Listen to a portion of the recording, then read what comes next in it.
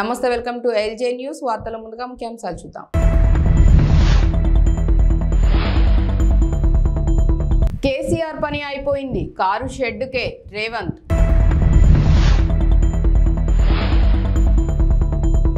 ఈ నెల 28 నుంచి జగన్ మలి విడత ఎన్నికల ప్రచారం.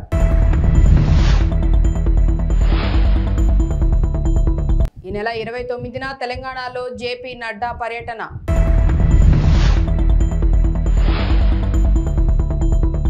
రుణమాఫీపై సీఎం రేవంత్ చర్చకు రావాలని హరీష్ సవాల్.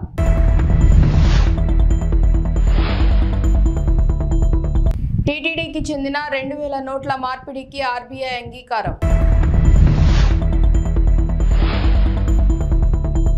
దేశంలో కాంగ్రెస్ పార్టీ కష్టాల్లో ఉన్నప్పుడు ఆనాడు ఇక్కడి ప్రజలు మెదక్ గడ్డపై ఇందిరమ్మను గెలిపించారని ముఖ్యమంత్రి రేవంత్ రెడ్డి అన్నారు. ఈ సందర్భంగా మాట్లాడుతూ 1999 నుంచి 2024 వరకు 25 సంవత్సరాలు మెదక్ పార్లమెంటు బీజేపీ బీఆర్ఎస్ చేతిలోనే ఉందని అన్నారు. ఆనాడు ఇందిరమ్మ తెచ్చిన పరిశ్రమలు తప్ప బీజేపీ బీఆర్ఎస్ ఈ ప్రాంతానికి చేసిందేం లేదని అన్నారు. 10 ఏళ్ల బీఆర్ఎస్ పాలనలో మెదక్ ప్రజలకు ఒరిగిందేం లేదని అన్నారు. ముఖ్యమంత్రిగా ఈ రాష్ట్ర ప్రజలకు ఇచ్చిన హామీలు అమలు చేయకపోను 4 కోట్ల తెలంగాణ ప్రజల్ని మోసం చేసినందుకు మొన్న డిసెంబర్ నాడు మీరందరూ కలిసి టిఆర్ఎస్ పార్టీని తిత్తిదీసి కోదండానికి వేలాడేసి ఈరోజు కారు గుర్తును కార్ఖానకు పంపించారు. అయ్యా కొడుకులు చెప్తున్నారు కారు కార్ఖానకు పోయింది మళ్ళీ వాపసు వస్తుందని. మాకానే చెప్తున్నాడు సార్ ఇక అది కార్ఖానా నుంచి వాపసు రాదు, తూకానికి అమ్మాల్సిందే, దాని పని అయిపోయింది, అణుం చెడ్డది అని చెప్పి. అందుకే ఇవాళ కేసీఆర్ ఎన్ని చెప్పినా, కేటీఆర్ ఎన్ని అబద్ధాలు మాట్లాడినా, తండ్రి 4 గంటలు కొడుకు 2 గంటలు టీవీ 9లో కూర్చొని ఎంత దుఃఖం వెళ్ళిపుచ్చినా ప్రజలకు సానుభూతి రాలేదు. ఇవాళ ఆ సానుభూతి రాలేదు అని చెప్పి చంద్రశేఖరరావు గారు బస్ వేసుకొని బయలుదేరిండు. కారు పని అయిపోయిందని ఇవాళ బస్సు వేసుకొని బయలుదేరిండు. నిన్న మిర్యాలకు కూడా పోయిండు, సూర్యాపేట పోయిండు, భువనగిరికి వచ్చిండు. ఇవాళ ఆయన యాత్ర చూస్తుంటే 100 ఎలుకలు తిన్న పిల్లంట తీర్థయాత్రలకు పోయి వచ్చిందంట. నా పాపాలన్నీ మన్నించు అని. 10 ఏళ్ళు అధికారంలో ఉండి ప్రజలు వస్తే రానియక ఫామ్ హౌస్ దగ్గరకు వస్తే లాఠీ చార్జ్ చేయించి ప్రగతి భవన్లో ఎర్ర టెండలో గద్దరన్న కలవడానికి వస్తే 4 గంటలు ప్రగతి భవన్ గేట్ల ముందల గద్దరన్నను కూర్చోబెట్టింది మర్చిపోయినట్టున్నాడు. 10 ఏళ్ళ అధికారంలో ఉన్నప్పుడు సచివాలయానికి రాలే, ప్రగతి భవన్లో లోపలికి మనల్ని రానియలే. ఏ రోజు కూడా తెలంగాణ ప్రజలు గుర్తురాలే. తెలంగాణ రైతులు, విద్యార్థులు, నిరుద్యోగ యువకులు, మహిళలు, మైనార్టీలు ఏ ఒక్కరు కూడా చంద్రశేఖరరావుకు గుర్తు రాలే. అధికారం ఉన్నంతసేపు ఆంధ్ర కాంట్రాక్టర్లు, హైదరాబాద్ రియల్ ఎస్టేట్ వాళ్ళు ఆయన గుర్తొచ్చిండ్రు తప్ప ఏ రోజు కూడా తెలంగాణ 4 కోట్ల ప్రజల్ని పట్టించుకోలే. ఈ కార్యకర్తలు కష్టపడి కారును ఖతం చేస్తే ఇవాళ మళ్ళా ప్రజలు గుర్తొచ్చి చంద్రశేఖరరావు ఫామ్ హౌస్ల నుంచి బయటికి వచ్చిండు. ఫామ్ హౌస్ గేట్లు బార్లా తెరుచుకొని ప్రజల్ని రమ్మంటుడు. అంత అయిపోయినాక ఆ చేతులు కాలినాక ఆయన ఇవాళ ఆకులు పట్టుకున్నట్టు బయలుదేరాడు. 4 గంటలు వచ్చి టీవీలో కూర్చున్నాడు. నేను అడుగుతున్న చంద్రశేఖరరావును, 4 గంటలు వచ్చి టీవీలో కూర్చోనికి వచ్చింది కానీ వారం రోజులు అసెంబ్లీ నడిపి కాళేశ్వరం నుంచి ఇందిరమ్మ ఇండ్ల వరకు నిరుద్యోగ యువకుల ఉద్యోగాల కోసము, రైతు రుణమాఫీ కోసము, రైతు బంధు కోసము, మైనార్టీ రిజర్వేషన్ల కోసం అసెంబ్లీలో చర్చ పెట్టినాం. చర్చలు మాత్రం రాలే. ఎందుకంటే చర్చలకు వస్తే ఎదురుగా కాంగ్రెస్ వాళ్ళు ఉంటారు, రేవంత్ రెడ్డి ఉంటారు, అడుగుతారు, కడుగుతారు, అంగిప్పి 4 దంచుతారని అసెంబ్లీకి రాలే. ఇక ఆయన పోయిన టీవీలో అడిగేటోడు ఆళ్ళోడే, చూపించేటోడు ఆడోళ్ళే, మొత్తం వాళ్ళే. చూపించుకోనికే టీవీ ఉంది, రాసుకోనికే పేపర్ ఉందని నోటికి వచ్చింది. 4 గంటలు కూర్చొని మాట్లాడి మీరెవరైనా నమ్మినరా? ఎవరైనా నమ్మిరా? రుణమాఫీపై సీఎం రేవంత్ రెడ్డి, మాజీ మంత్రి హరీష్ రావు మధ్య రాజీనామా సవాలు రసవత్తరంగా మారింది. ఇరువురి మధ్య లోక్సభ ఎన్నికల నేపథ్యంలో కీలకంగా మారింది. రాజీనామా లేఖతో గన్ పార్కుకు వస్తానని రేవంత్ కూడా రావాలని సవాల్ చేశారు. అయితే రేవంత్ చర్చకు వస్తారా రారా సర్వత్రా ఆసక్తి నెలకొంది. శుక్రవారం ఉదయం 10 గంటలకు అసెంబ్లీ ముందు ఉన్న అమరవీరుల స్తూపం దగ్గరకు తాను రాజీనామా లేఖతో వస్తానని, నువ్వు వస్తావా రా దమ్ముంటే అని మరోసారి రేవంత్ రెడ్డికి సవాల్ విసిరారు. రాజీనామా లేఖను మేధావుల చేతుల్లో పెడదామని తెలిపారు. గ్యారంటీల గారడి ఫెయిల్ అయిపోయింది. బాండ్ పేపర్లతో ప్రజల్ని మోసం చేసినాం. ఈ తాప ప్రజలు మనకు వినేటట్టు లేరు. కాంగ్రెస్ పార్టీని తుక్కుగా ఓడగొట్టేట్టున్నారని ఇప్పుడు నయా నాటకం, దేవుడి మీద ఒట్ల నాటకం మొదలుపెట్టింది. నేను మొన్న ఛాలెంజ్ చేసిన రేవంత్ రెడ్డి మొన్న ఏమంటుడు, కొత్తగా రుణమాఫీ చేయలేదని చెప్పి ఆగస్టు 15లోగా రుణమాఫీ చేస్తా అని ఒక నయా నాటకం మొదలుపెట్టింది. మిస్టర్ రేవంత్ రెడ్డి, ఆగస్టు 15వ తారీఖు లోపు నువ్వు 2 లక్షల రుణమాఫీ చేయకపోతే ముఖ్యమంత్రి పదవికి రాజీనామాకు సిద్ధమా అని నేను అడిగిన. నువ్వు దేవుడి మీద ఎట్టున్నావు, రాజీనామాకు సిద్ధమా అని అడిగిన. అడిగితే తొండి ఆట ఆడుతున్నాడు. నువ్వు పార్టీ రద్దు చేసుకుంటావా అంటాడు. నేను మళ్ళీ ఇవాళ అడుగుతున్నా ఈ ఖమ్మం నుంచి, రేవంత్ రెడ్డి గారు ఆగస్టు 15వ తారీఖు లోపు ఇచ్చిన మాట ప్రకారంగా వడ్డీతో సహా 39,000 కోట్ల రూపాయల రుణమాఫీని నువ్వు ఖచ్చితంగా చేస్తావా చేయవా ప్రజలకు సమాధానం చెప్పు. ఆ 2 లక్షల రుణమాఫీ కానీ 100 రోజుల్లో ఇస్తామన్న 6 గ్యారంటీలు నువ్వు అమలు చేయకపోతే రాజీనామాకు సిద్ధమా అని ఈ ఖమ్మం నుంచి నేను అడుగుతా ఉన్నా. నేను సిద్ధం. నీ సవాల్ నేను తీసుకుంటున్నా. ఎల్లుండి 26వ తారీఖు నాడు అసెంబ్లీ ఎదురుగా అమరవీరుల స్తూపం దగ్గరికి పొద్దున 10 గంటలకు నేను వస్తా. నువ్వు రా. ఆ అమరుల సాక్షిగా ప్రమాణం చేద్దాం. ఆగస్టు 15వ తారీఖు లోపు నువ్వు 2 లక్షల మాఫీ చేస్తా అని 100 రోజుల్లో బాండ్ పేపర్ మీద రాసిచ్చి అమలు చేస్తా, 6 గ్యారెంటీలు అమలు చేస్తా అని చెప్పి నువ్వు ప్రమాణం చేయి, నేను ప్రమాణం చేస్తా. నువ్వు అమలు చేస్తే నేను ఎమ్మెల్యేకు రాజీనామా చేస్తా, మళ్ళా పోటీ కూడా చేయండి. నువ్వు అమలు చేయకపోతే ముఖ్యమంత్రి పదవికి రాజీనామా చేయడానికి సిద్ధంగా ఉన్నావా అని అడుగుతా ఉన్నాను. ఇది ప్రజల్ని మోసం చేయడం కదా. నువ్వు అమలు చేసేది నిజమైతే, నువ్వు మాట మీద ఉండేది నిజమైతే రా అమరవీరుల స్తూపం దగ్గరికి. లేదంటే నువ్వు ఎన్ని దేవుళ్ళ మీద ఓట్లు పెట్టినా, ఎన్ని ఆపద మొక్కులు మొక్కినా ఈసారి కాంగ్రెస్ పార్టీ పేదింటి భవిష్యత్తును మరింత గొప్పగా మార్చేందుకు రాష్ట్రాన్ని అన్ని రంగాల్లో ప్రగతి పదంలో అగ్రభాగాన నిలిపేందుకు మరోసారి చారిత్రక విజయంతో అధికారంలోకి రావటమే లక్ష్యంగా ఈ నెల 28 నుంచి వైఎస్ఆర్సీపీ అధ్యక్షులు ముఖ్యమంత్రి వైఎస్ జగన్మోహన్ రెడ్డి ఎన్నికల ప్రచార భేరీ మోగించనున్నారు. ప్రతిరోజు 3 అసెంబ్లీ నియోజకవర్గాల్లో జరిగే బహిరంగ సభల్లో పాల్గొంటారు. ఈ నెల 28న ఉదయం 10 గంటలకు తాడిపత్రిలో నిర్వహించే బహిరంగ సభ ద్వారా ఎన్నికల ప్రచారానికి శ్రీకారం చుట్టనున్నారు. పోలింగ్ సమయం సమీపిస్తూ ఉండడంతో ఏపీలో రాజకీయ వాతావరణం మరింత హాట్గా తయారైంది. అధికార విపక్ష పార్టీలు ప్రచారాన్ని హీటెక్కిస్తున్నాయి. ఇప్పటికే తొలి దశ ప్రచారాన్ని పూర్తి చేశారు. తొలుత 4 ప్రాంతాల్లో సిద్ధం సభలు నిర్వహించారు. మార్చి నెలాఖరున మేమంతా సిద్ధం పేరుతో బస్సు యాత్ర సైతం నిర్వహించారు. ఇడుపులపాయ నుంచి ఇచ్చాపురం వరకు జరిగిన ప్రచారం సందర్భంగా విపక్ష కూటమిపై నిప్పులు చెరిగారు. వైసీపీకి ఓటేస్తేనే సంక్షేమ పథకాలు అమలవుతాయని, బాబుకు ఓటేస్తే నిండా మునిగినట్లేనని ప్రజలకు సూచించారు సీఎం జగన్. ఈ యాత్ర వైసీపీ శ్రేణుల్లో జోష్ నింపింది. పులివెందులలో నామినేషన్ వేసిన తర్వాత మరో విడత ప్రచారానికి సిద్ధమయ్యారు సీఎం జగన్. ఈ నెల 28 నుంచి రాష్ట్ర వ్యాప్తంగా పర్యటన చేయనున్నారు. ప్రతిరోజు 3 అసెంబ్లీ నియోజకవర్గాల్లో బహిరంగ సభలు నిర్వహించనున్నారు. ఈ నెల 28న ఉమ్మడి అనంతపురం జిల్లా తాడిపత్రి, నెల్లూరు జిల్లా వెంకటగిరి, కందుకూరులో బహిరంగ సభలు నిర్వహించనున్నారు. ఈ నెల 29న చోడవరం, పి గన్నవరం, పొన్నూరు, 30వ తారీఖున కొండపి, మైదుకూరు, పీలేరులో సిద్ధం సభలు జరగనున్నాయి. మే 1వ తారీఖున బొబ్బిలి, పాయకరావుపేట, ఏలూరులో బహిరంగ సభలు నిర్వహించనున్నారు. ఈ మేరకు పార్టీ క్యాడర్ రూట్ మ్యాప్ తయారు చేయడం జరిగింది. రాష్ట్రంలో పార్లమెంట్ ఎన్నికల్లో డబుల్ డిజిట్ సీట్లే లక్ష్యంగా పెట్టుకున్న బీజేపీ ప్రచారాన్ని స్పీడ్ చేసింది. ఇందులో భాగంగా ఈ నెల 29న రాష్ట్రానికి జేపీ నడ్డా రానుండగా 30న మోదీ పర్యటన ఖరారైంది. రాష్ట్రంలో ఎన్నికల షెడ్యూల్ రిలీజ్ అయ్యాక తొలిసారిగా మోదీ రాష్ట్రానికి రానున్నారు. ఈ నెల 30న జహీరాబాద్ ఎంపీ అభ్యర్థి బీబీ పాటిల్, మెదక్ పార్లమెంట్ అభ్యర్థి రఘునందన్ రావుకు మద్దతుగా ప్రచారం నిర్వహించనున్నారు. త్వరలో ఆందోల్ అసెంబ్లీ నియోజకవర్గంలోని సుల్తాన్పూర్లో మధ్యాహ్నం 3 గంటలకు నిర్వహించనున్న బీజేపీ విశాల జనసభలో మోదీ పాల్గొంటారని ఆ పార్టీ నేతలు ప్రకటించారు. అదే రోజు సాయంత్రం శేరిలింగంపల్లి నియోజకవర్గంలో ఐటీ ఎంప్లాయీస్ ఇంటలెక్చువల్స్తో సమావేశమయ్యే ఛాన్స్ ఉంది. అలాగే మే 3-4 తేదీల్లోనూ మోదీ రాష్ట్రానికి రానున్నారని పార్టీ వర్గాలు చెప్తున్నాయి. మే 3న వరంగల్ పార్లమెంట్ పరిధిలో ఒక సభ, భువనగిరి, నల్గొండ ఎంపీ సెగ్మెంట్లను కలుపుతూ మరో సభలో ఆయన పాల్గొంటారు. 4న మహబూబ్ నగర్ పార్లమెంట్ పరిధిలోని నారాయణపేటలో, చేవెళ్ల ఎంపీ నియోజకవర్గంలోని వికారాబాద్లో సభలో మోదీ ప్రసంగించనున్నారు. గురువారం కేంద్ర హోంశాఖ మంత్రి అమిత్ షా సిద్దిపేటలో జరిగే బహిరంగ సభలో పాల్గొనగా, కరీంనగర్లో ఎంపీ అభ్యర్థి బండి సంజయ్ నామినేషన్ కు గుజరాత్ సీఎం భూపేందర్ పటేల్, నిజామాబాద్ ఎంపీ అభ్యర్థి అరవింద్ నామినేషన్ కు ఉత్తరాఖండ్ సీఎం పుష్కర్ సింగ్ ధామీ పాల్గొనున్నారు.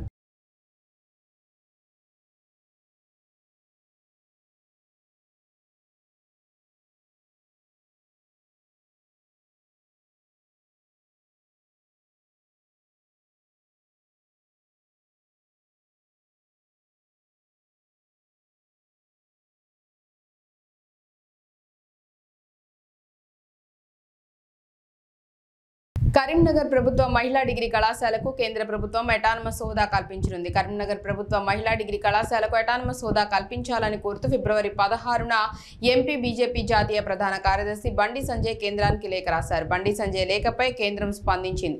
అటానమస్ హోదా కల్పిస్తున్నట్లు శాతవాహన యూనివర్సిటీ రిజిస్ట్రార్కు లేఖ అందించారు. అటానమస్ హోదా కల్పించినందుకు కేంద్ర మానవ వనరుల అభివృద్ధి శాఖకు బండి సంజయ్ కృతజ్ఞతలు తెలిపారు.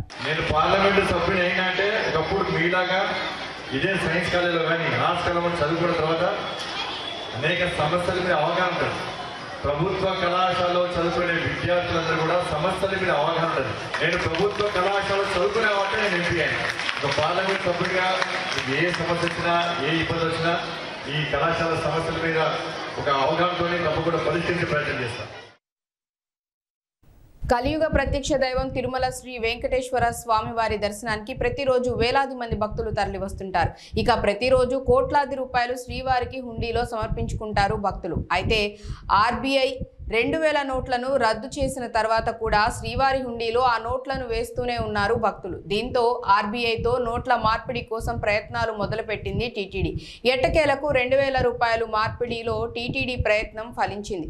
2023 అక్టోబర్ 7వ తేదీ నుంచి 2000 రూపాయల నోట్ల మార్పిడిని రిజర్వ్ బ్యాంక్ ఆఫ్ ఇండియా రద్దు చేసిన విషయం విదితమే కాగా, అటు తర్వాత కూడా శ్రీవారి హుండీలో 2000 రూపాయల నోట్లు పెద్ద సంఖ్యలో సమర్పించారు భక్తులు. దీనిపై రిజర్వ్ బ్యాంక్ అధికారులతో స్పందించిన నోట్ల మార్పిడి చేయాలని విజ్ఞప్తి చేసింది టీటీడీ. దీనిపై సానుకూలంగా స్పందించారు రిజర్వ్ బ్యాంక్ ప్రతినిధులు. 2023 అక్టోబర్ 8వ తేదీ నుంచి 2024 మార్చి 22వ తేదీ వరకు 5 విడతల్లో 3,20,00,000 రూపాయల విలువ చేసే 2000 రూపాయల నోట్లను మార్పిడి చేసుకుంది టీటీడీ.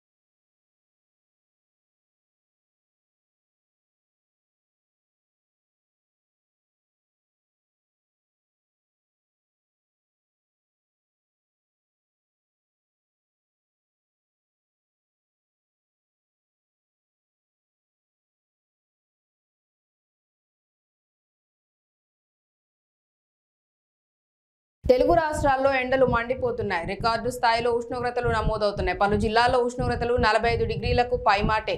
పలు మండలాల్లో తీవ్ర వడగాళ్లు కూడా వీస్తున్నాయి. వచ్చే 3 రోజులు గరిష్ట ఉష్ణోగ్రతలు మరో 2 నుంచి 3 డిగ్రీలు పెరిగే అవకాశం ఉందని హైదరాబాద్ వాతావరణ కేంద్రం హెచ్చరించింది. గురు శుక్రవారాల్లో పలు జిల్లాల్లో వడగాలులు వీస్తాయని తెలిపింది. గురువారం కొమరంభీం, ఆసిఫాబాద్, మంచిర్యాల, పెద్దపల్లి, జయశంకర్, భూపాలపల్లి, ములుగు, భద్రాద్రి కొత్తగూడెం, ఖమ్మం, నల్గొండ, సూర్యాపేట జిల్లాల్లో వడగాల్పులు వీస్తాయని వాతావరణ శాఖ తెలిపింది. ఈ జిల్లాలకు 3 రోజుల పాటు ఎల్లో అలర్ట్ జారీ చేసింది. కాగా మన్నార్ గల్ఫ్ నుంచి అంతర్గత తమిళనాడు, రాయలసీమ మీదుగా దక్షిణ తెలంగాణ వరకు సగటు సముద్ర మట్టానికి 1.5 కిలోమీటర్ల ఎత్తులో ద్రోణి కొనసాగుతుందని వాతావరణ శాఖ తెలిపింది.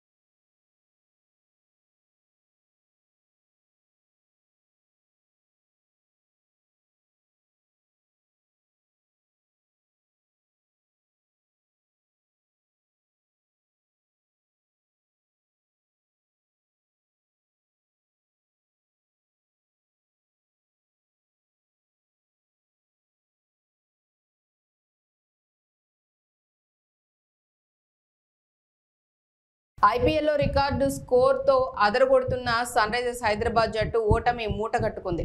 అది కూడా ఈ సీజన్లో పేలవ ప్రదర్శన చేస్తున్న ఆర్సీబీపై కావటం అభిమానులకు మరింత బాధని కలిగిస్తోంది. అంతేకాదు సొంత మైదానం ఉప్పల్లో ఘన విజయం సాధిస్తుందని భావించిన అభిమానులను పూర్తిగా నిరాశకు గురిచేసింది. స్టార్ బ్యాట్స్మెన్లు అందరూ చేతులెత్తేశారు. కెప్టెన్ ప్యాట్ కమిన్స్ సహా బౌలర్లందరూ నిరాశపరిచారు. దీంతో ఆర్సీబీ 35 పరుగుల తేడాతో విజయం సాధించింది. వరుసగా 6 మ్యాచ్ల్లో ఓడి డీలా పడిన ఆ జట్టు ఎట్టకేలకు సుమారు నెల రోజుల తర్వాత గెలుపు బాట పట్టింది. Rajat Patidar player of the match గా నిలిచారు.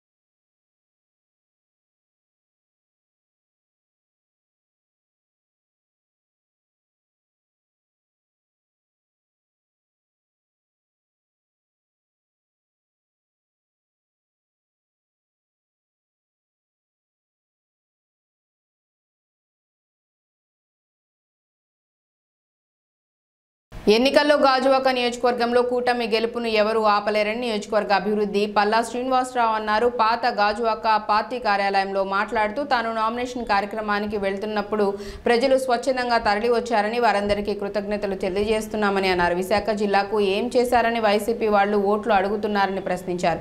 రాష్ట్రాన్ని అప్పుల ఊబిలోకి నెట్టారని ఓట్లేయాలా లేక ప్రజాధనాన్ని దుర్వినియోగం చేస్తున్నారని ఓట్లేయాలా అని నిలదీశారు. గత 5 ఏళ్లలో గాజువాక ఎలాంటి అభివృద్ధికి నోచుకోలేదని అన్నారు. తేదేపా హయాంలో అనేక అభివృద్ధి పనులు చేశామని గుర్తు చేశారు. ఎమ్మెల్యేగా తనను, ఎంపీగా భరత్ను గెలిపిస్తే ఉక్కును కాపాడుకోవటమే కాకుండా కాలుష్య నివారణ, మత్స్యకారులకు జట్టి నిర్మాణం, గాజువాకలో ఫ్లైఓవర్ నిర్మాణం, ఆర్ కార్డుల బదిలీ, ఏపీఐఐసి భూ నిర్వాసితుల సమస్య వంటివి పరిష్కరిస్తామని చెప్పారు. ఈ కార్యక్రమంలో పలువురు పాల్గొన్నారు. కార్మిక లోకానికి తెలుసు, ఇక్కడ ఉన్నటువంటి నిర్వాసితులకు తెలుసు, అందరికీ తెలుసు.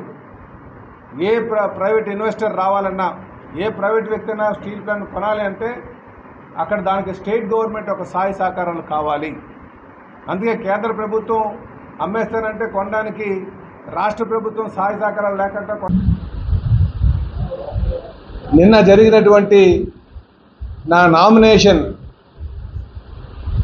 ఏదైతే యాత్ర ఉందో దాన్ని దిగ్విజయంగా విజయవంతంగా ప్రజల సహకారంతో, అలాగే తెలుగుదేశం, జనసేన, బీజేపీ, అలాగే అభిమానుల సహకారంతో, మీ అందరి సహకారంతో మరి మేము నామినేషన్ వేయగలిగాం. ఆ నామినేషన్ను చూసిన తర్వాత ఆ నామినేషన్, ఆ పాదయాత్ర కావచ్చు, ఆ యాత్ర కావచ్చు, అది చూసిన తర్వాత నిజంగా నా భూతో నా భవిష్యత్ లాగా ఉంది. అంటే నేను ఎప్పుడు కూడా అంత జనాన్ని చూడలే. దాన్ని బట్టి నాకు అర్థమవుతుంది ఏంటంటే ప్రజలు మార్పు కోరుకుంటున్నారు. ఇటు విశాఖపట్నంలో ఒక గాజువాకలో కావచ్చు, విశాఖపట్నం పార్లమెంట్ కావచ్చు, అలాగే ఈ రాష్ట్రంలో కావచ్చు, రేపు ఖచ్చితంగా ఎన్డీఏ కూటమి, తెలుగుదేశం, జనసేన, బీజేపీ కూటమి అధికారంగా రాబోతుందని చెప్పేసి ఈ సందర్భంగా తెలియజేస్తాను. అందుకే మీ ద్వారా నేను గాజువాక పుర ప్రజలకు, తెలుగుదేశం, జనసేన, బీజేపీ నాయకులకు, అలాగే అభిమానులకు అందరికీ కూడా మీ ద్వారా నేను వారికి ధన్యవాదాలు తెలియజేసుకుంటున్నాను.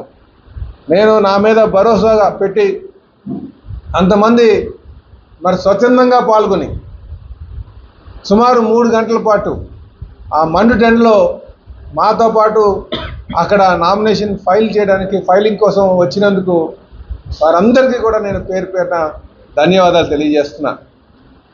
మరి సోదరులారా, ఈరోజు మళ్ళీ మీ ద్వారా నేను ప్రజానికాన్ని కోరుతున్నాను.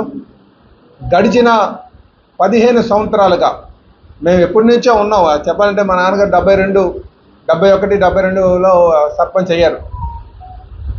అప్పటి నుంచి ఈ ప్రాంతంతో ఇక్కడ ఉన్నటువంటి ప్రజలతో మమేకమయ్యే ఉన్నాం. కుటుంబ పరంగా కార్మిక లోకంతో ఉంటాం.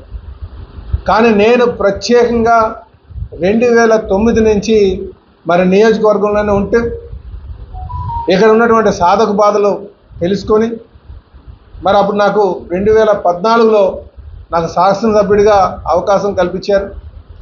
ఆ 5 సంవత్సరాలు 2014 నుంచి 2019 మధ్యన నేను అనేక సమస్యలు పరిష్కారం చేసేటువంటి పద్ధతి, నా యొక్క పద్ధతిని చూశారు. నేను అధికారం ఉన్నప్పుడు ఏ విధంగా సమస్యలు పరిష్కారం చేస్తానన్న దాని మీద పూర్తి అవగాహన ఇక్కడ ఉన్నటువంటి ప్రజలకు ఉంది.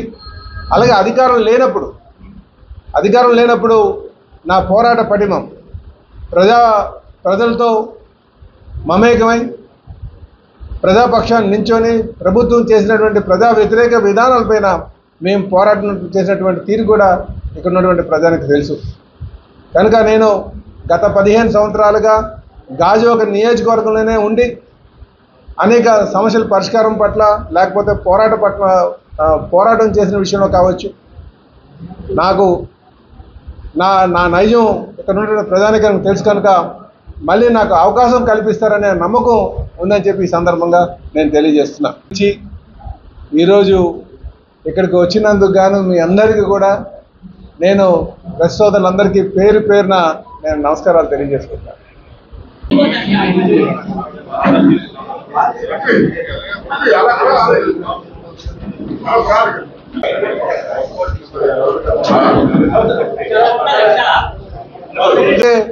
ప్రత్యక్షంగా ఉద్యోగస్తులు 35 వేల మంది ఉన్నారు. వారు కూడా చాలా ఆందోళన. అయితే ఈ ప్రభుత్వం వచ్చిన తర్వాత ఆ రెజల్యూషన్ పక్కన పెట్టేశారు. మీరు దాన్ని ముందుకు వెళ్ళలేదు. కనుక మేము అధికారం వచ్చిన తర్వాత ఏదైతే బ్రేక్ వాటర్ అంటే చాలా మంది జట్టి అని అంటుంటారు. వారి విజయానికి తోడ్పాటుకి వాళ్ళందరూ సిద్ధంగా ఉన్నారు. వాస్తవానికి నిన్న మీరు చూస్తుంటారు, మీరు కూడా ప్రత్యక్షంగా మా అభ్యర్థి పల్లా శ్రీనివాస్ గారు సహజంగా అందరికీ నమస్కారం పెడితే బిల్డింగుల మీద ఉన్నవాళ్ళు కానీ వాళ్ళే బయటకు వచ్చి ప్రతిస్పందనగా ఇలా చెప్తా ఉన్నారు విజయోత్సవం అని. అంటే స్పందన ఉంది, మా కూటమిని ఆహ్వానిస్తున్నారు. అందుకని కూటమిని ఆహ్వానిస్తున్నారు, గెలిపితో ఉన్నారు. దాంట్లో భాగమే నిన్న బ్రహ్మాండంగా మా నామినేషన్ అనేటువంటిది. ఎప్పుడు నేను కూడా 30-40 సంవత్సరాలు ఉన్నాను, అంత భారీ స్థాయిలో ఎప్పుడు ర్యాలీ జరగలేదు, నామినేషన్ ర్యాలీ. అంటే almost Telugu Desam party, Janasena, BJP కూటమి అభ్యర్థి గెలిచినట్లుగానే ప్రజలు భావిస్తూ ఉన్నారు. ఎన్నికలు ఎప్పుడు వచ్చారో దానికి సిద్ధంగా ఉన్నారు. ఇదొకటి. 2, గుడివాడ అమర్నాథ్ నిన్న తన ముఖం చూస్తేనో తన పేరు చెప్తేనో ప్రజలు ఓట్లేరేనో, లేకపోతే జగన్మోహన్ రెడ్డి పేరు చెప్తే అసలైరేనో మా పవన్ కళ్యాణ్ గారి ఫోటో పెట్టుకొని ఊరేగుతున్నాడు ఆయన. అది సిగ్గు ఉండాలి. అది అనైక్యత. నైతిక విలువ లేనటువంటి మనిషిలాగా ప్రవర్తించారు. సరే, వేదిక మీద ఉన్నటువంటి బొత్స సత్యనారాయణ ఇంకా సుబ్బారెడ్డి ఎంపీలు వాళ్ళకైనా బుద్ధి ఉండాలి కదా. పవన్ కళ్యాణ్ గారి ఫోటో నువ్వు పెట్టుకుంటే నీ జగన్మోహన్ రెడ్డి ఫోటో పెట్టుకోవాలి. అంటే జగన్మోహన్ రెడ్డి పేరు చెప్తే ఓట్లు రావు. ఓటమి భయాన్ని అంగీకరించారు. ఓడిపోతున్నాం ఇక్కడని. అందుకనే మా నాయకుడు ఫోటో పెట్టుకొని ఊరేగటం అది పూర్తి స్థాయిలో అది దిగజారుడుతనం, అవినీతి, అంటే అనైక్యతగా. అందువల్ల ఇప్పటికనే ఆల్మోస్ట్ అతను ఓటమిని అంగీకరిస్తూ ఆయనంతలో ఆయనే ఒకవేళ ఓట్లు రావని అనుకుంటే జనసేన పార్టీలో జాయిన్ అయిపోయి మా కూటమి అభ్యర్థి పల్లా శ్రీనివాస్ గారికి సపోర్ట్ చేస్తే బాగుంటుందని చెప్పి హితవు చేస్తున్నాం.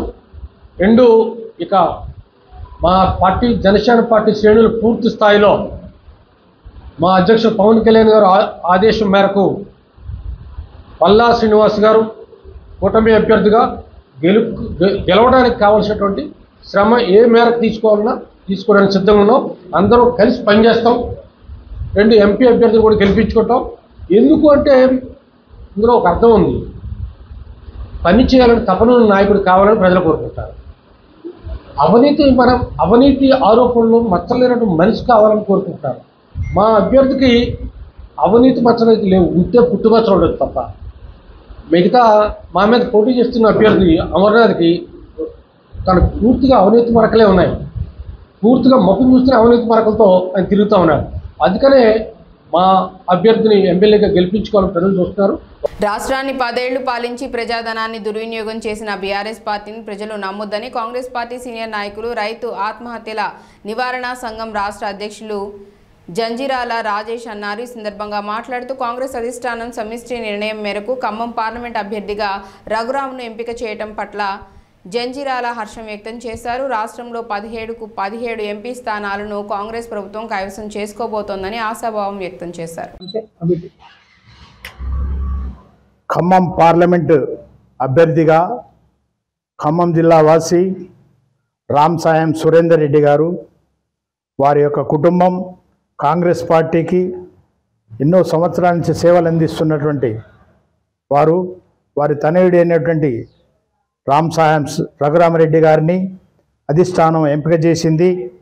దీని మీద ఉన్నటువంటి పరిస్థితుల్ని లేటెస్ట్గా ఒక మంచి అభ్యర్థిని మన పొంగులేటి శ్రీనివాసరెడ్డి గారు మరియు ఖమ్మం జిల్లా ఉప ముఖ్యమంత్రి బట్టి విక్రమార్క గారు, సీనియర్ నాయకులు శ్రీ తుమ్మల నాగేశ్వరరావు గారు మరియు శ్రీమతి రేణుకా చౌదరి గారు, వీరి యొక్క ఆధ్వర్యం లోపల ఈ క్యాండిడేట్ని ఎంపిక చేయడం కాంగ్రెస్ శ్రేణుల్లో నూతన ఉత్సాహాన్ని నెలకొల్పే విధంగా ఒక 24 క్యారెట్ల మంచి వ్యక్తి, మంచి కుటుంబం, ఉన్నతమైనటువంటి కాంగ్రెస్ విలువలతో ఉన్నటువంటి కుటుంబం నుంచి వచ్చినటువంటి వారు.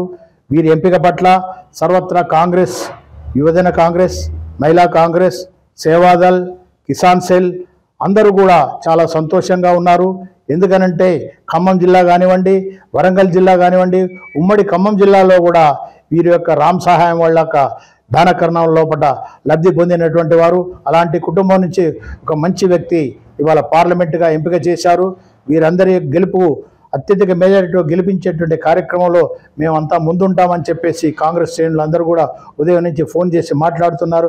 కాబట్టి వీరిని ఎంపిక చేసినటువంటి మల్లికార్జున ఖర్గే గారు కానివ్వండి, శ్రీమతి సోనియా గాంధీ గారు కానివ్వండి, శ్రీ రాహుల్ గాంధీ గారు కానివ్వండి, శ్రీమతి ప్రియాంక గాంధీ గారు కానివ్వండి, మరి అదేవిధంగా రాష్ట్ర ముఖ్యమంత్రి శ్రీ రేవంత్ రెడ్డి గారు కానివ్వండి, అనేక మంది పెద్దలందరికీ కూడా హృదయపూర్వక ధన్యవాదాలు తెలియజేస్తూ రామ్ సహాయం రఘురామరెడ్డి గారిని విజయాన్ని అప్రతిహతంగా బంపర్ మెజారిటీతో ఖమ్మం జిల్లా నుంచి వరంగల్ జిల్లాలో, ఖమ్మం జిల్లాలో 2 నియోజకవర్గాలు, అదేవిధంగా వరంగల్లో ఉన్నటువంటి 2 పార్లమెంటు స్థానాలు కూడా 4 పార్లమెంటు స్థానాలను కూడా కాంగ్రెస్ పార్టీ కార్యకర్తలు మరియు బడుగు బలహీన వర్గాలు, బీసీలు, ఎస్సీలు, ముఖ్యంగా బంజారాలు వీళ్ళందరూ కూడా కాంగ్రెస్ పార్టీ పట్టం కట్టాలనేటువంటి దాని మీద ఉన్నారు.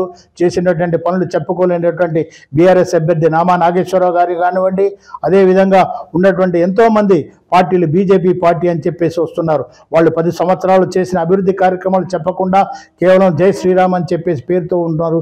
రాముడు అందరివాడు, రాముడు కులాల మతాల పేరు మీద తీసుకొచ్చేటువంటి వారు కాదు. అందరూ కూడా ముస్లిమ్స్లో కూడా శ్రీరామనవమి రోజు పాల్గొని దైవికంగా మరి పనిచేసినటువంటి వాళ్ళు ఉన్నారు. అలాంటి సెక్యులర్ కంట్రీ లోపల కేవలం రామంతోటి 10 సంవత్సరాల పరిపాలన పూర్తవుతుంది అనుకుంటున్నారు. అది పొరపాటు.